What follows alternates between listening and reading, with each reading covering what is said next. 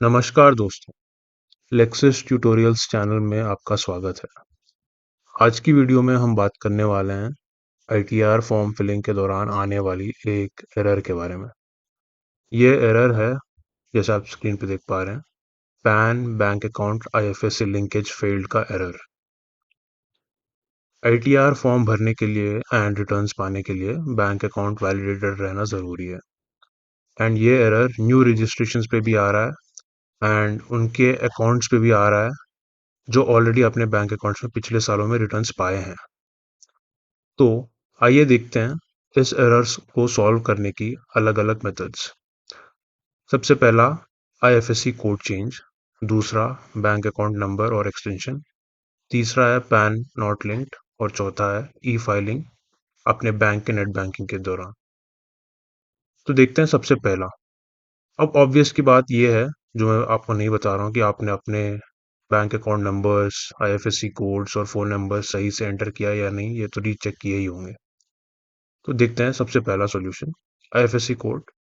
अक्सर ऐसा होता है कि जब बैंक के ब्रांचेस मर्ज हो जाते हैं या बदल जाते हैं तो आईएफएससी कोड बदलता है एंड जो आपके पासबुक पे प्रिंटेड होता है उससे अलग कोड हो जाता है। इसके लिए नेट बैंकिंग या फ़ोन बैंक ऐप से आईएफएससी कोड को एक बार रीचेक कर लेना और फिर एंटर करना। ये पहला सॉल्यूशन है।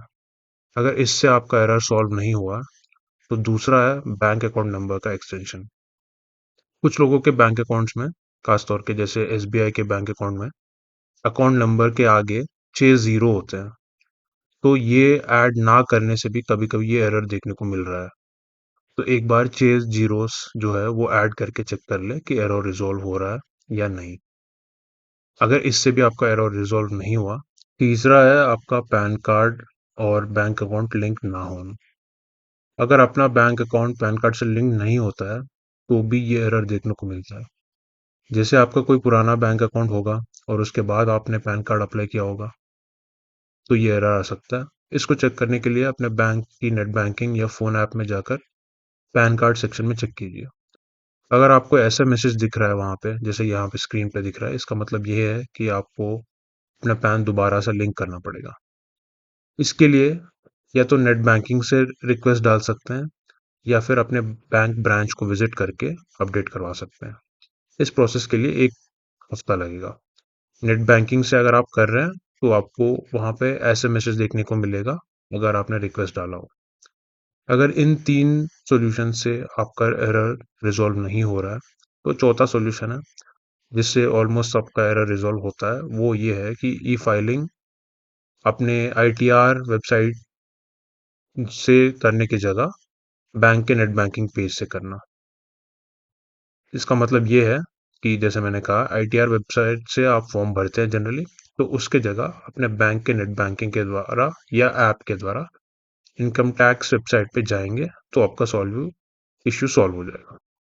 अपने बैंक अकाउंट के नेट बैंकिंग के पेज पे लॉगिन कर लेना और फिर वहां से आप सर्च करना आईटीआर सेक्शन का नाम। मेरा एसबीआई है, तो इसमें ई सर्विसेज लिखा है। ये सेक्शन अलग बैंक्स में अलग अलग जगह देखने को मिलता है।